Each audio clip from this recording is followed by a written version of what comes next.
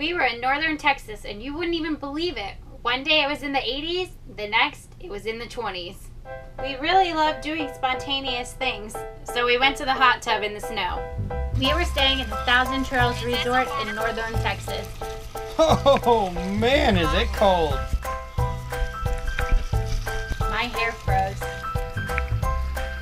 I even got bold enough to go into the regular tub, partially, and then ran back to the hot tub.